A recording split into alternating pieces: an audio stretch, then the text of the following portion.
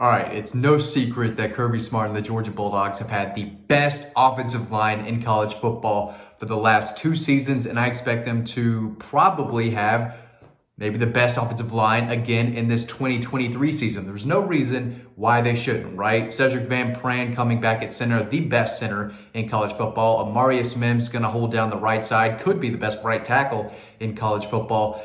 Tate Radledge at right guard is a multi-year starter, former 5-star. He knows what he's doing. Xavier Truss is a massive left guard with plenty of experience as well. And then, of course, the left tackle job is up for grabs, whether it's Ernest Green or Austin Blaske. Whoever wins that job is going to be a really good football player. So, for the third year in a row, I expect the Georgia Bulldogs to have the best offensive line in college football. I know that's going to trigger a lot of Michigan fans, but that's reality. They can say whatever they want. They're wrong. You know, the best offensive line in college football the past 2 years, and I expect the third year, is in Athens, Georgia.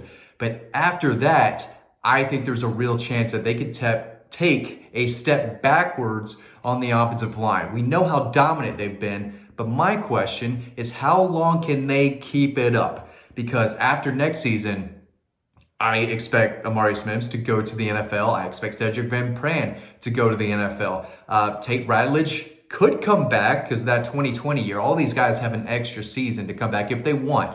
But I expect him to go to the NFL. Xavier Truss has been on the roster for, it seems like, forever, right? I expect him to go to the NFL. So I expect after this 23 season, I think Georgia's going to have to replace 4 guys on the offensive line. Of course, whoever wins that left tackle job, even if it's Austin Blaske, I think Austin Blaske has the ability to come back for another season. If he wins the left tackle job and does a really fine job, I could see him leaving too. So they are going to have to replace a lot on the offensive line after this year. Can they still be dominant? I'm going to go over a few names for you. Going into 24, because again, I want to make it clear, I expect them to be very good again in 2023. But that's when I think the drop-off could happen. Still have a lot of good players on the roster, but they don't have a guy like Cedric Van Pran. They don't have a guy like Amarius Mims that I know of on the roster right now who can do what he does. That size, that physicality, that length at right tackle. I don't know if they have it. And then they're going to have to fill those guard positions as well. But here are a few guys to know about in 2 seasons down the road. Ernest Green, he'll be in his 3rd season in 2024. Should be the left tackle. I mean, he's got NFL written all over him. So that's probably the best offensive lineman on the team that will be returning for the 24 season. Joshua Miller will be in his 2nd season, an offensive guard. Leah Ball will be in his 3rd season. He was a tackle from IMG Academy last year. He was a freshman last year. He'll be in his 3rd season, 2024. Monroe Freeling, an incoming freshman, 5-star guy. Still needs a little bit of work to do, but they love him. Maybe he is a guy that could stick at left tackle after Ernest Green. Maybe play some right tackle in the meantime and maybe play in the NFL. He has a bright future, but he still has a ways to go. Micah Morris will be entering his 4th season in 2024. This is his 3rd season coming up. Mid to high 4-star guy out of Camden County. Saw him a bunch. Really good player. Hasn't been able to, get into the rotation yet. Same with Dylan Fairchild. My guy, West Forsyth, right down the street from me. One of the strongest pound-for-pound guys on the team. He's still trying to work his way into the lineup. This will be his 3rd season. In 24 will be his 4th season. Maybe he takes over one of those guard positions, and then he'd be a guy with a lot of experience, a veteran guy on that offensive line who finally wins one of those starting jobs. Bo Hewley will be in his 2nd season. He's an incoming freshman, not on the team yet. He'll get here next month. I say here. I don't live in Athens. He'll get to Athens next month. Kelton Smith, another guy who they signed in this 2023 class, not on campus yet, but he will be. He'll be in his 2nd year next year. Same with Jamal Merriweather, a long, big-time tackle out of Brunswick High School. Drew Bobo will be in his 3rd season. So a lot of talent, but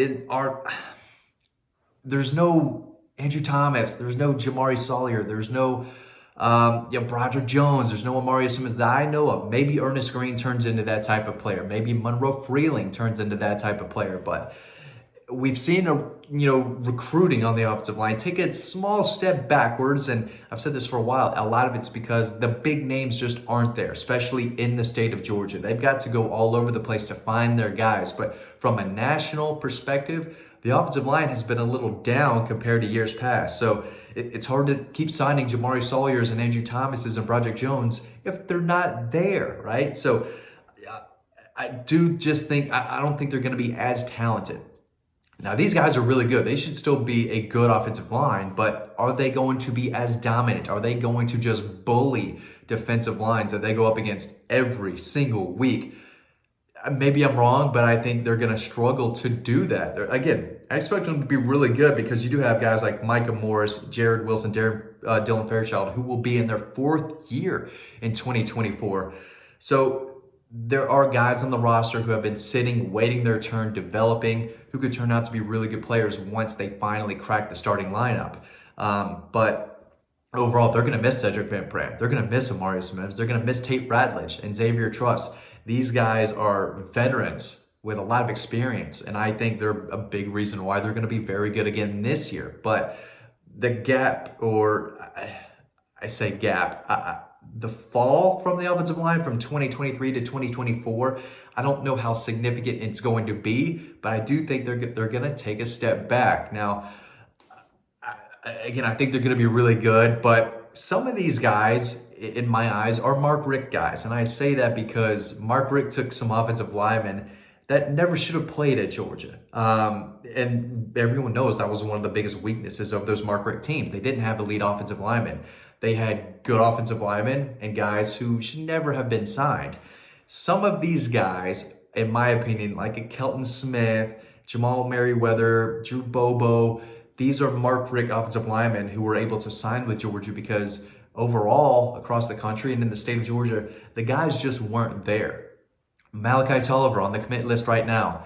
There's no way I think he's signing with Georgia in that 2021-2022 class. But because it's a down year, they can take an undersized guy and try to turn him into something, right? Develop him. But he's not a guy who I think can play early at Georgia and make an impact. And I don't think a lot of these guys are. Maybe Monroe Freeling can make a big impact in year 2, but at the University of Georgia, if you want to play early, you have to be very, very good. And Ernest Green could start at left tackle this year in just his 2nd season, but he was really good. And maybe that's the guy who can turn into a 1st-round type of pick. Maybe Monroe Freeling has that capability, but I do think that after this 2023 season, the biggest drop-off from a positional standpoint is going to be the offensive line going into 2024. Now, I know I'm looking far, in the distance here, and everyone's, that everyone wants to talk about the three-peat, which can happen because this offensive line is going to be very good again for the 3rd straight season. I think they'll be better than Michigan's. Alabama's is going to be really good too. I've talked about that in another video, but I don't see any way they can keep up the dominance because I do think they're going to be very good again this year. I've said this 6-7 times in this video alone. So it's hard for me to believe that losing Cedric Van Pran and Marius Mims, and I think Tate Ratledge, I think Xavier Truss, and I think Austin Blasky, it's hard for me to wrap my head around them being as dominant in 2024 and moving forward. I just don't see the elite talent that they're bringing in. And I don't want to put the blame on Stacy Searles, but he's not Sam Pittman. He's not Mac Luke. And the talent just isn't there for him to recruit and go out and get those guys.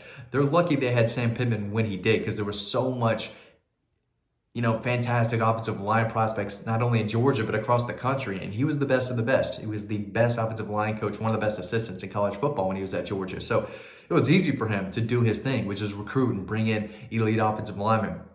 Matt Luke did a great job of replacing him. Stacy Searles has to continue that, but it's going to be tough when the talent just isn't out there. There is no Broderick Jones in Metro Atlanta. There's no Jamari or Andrew Thomas right now in Atlanta.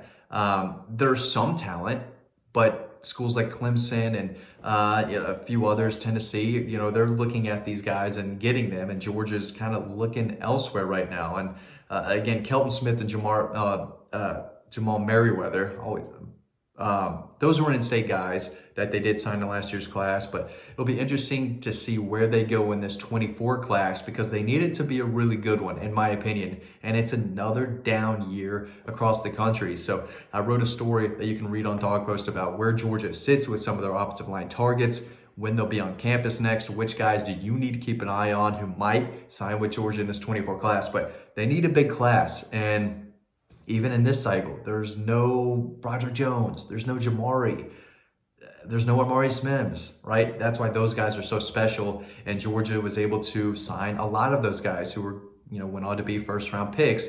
And that's why they've been so dominant in recent years. And Cedric Van Pran is a big reason why too at center.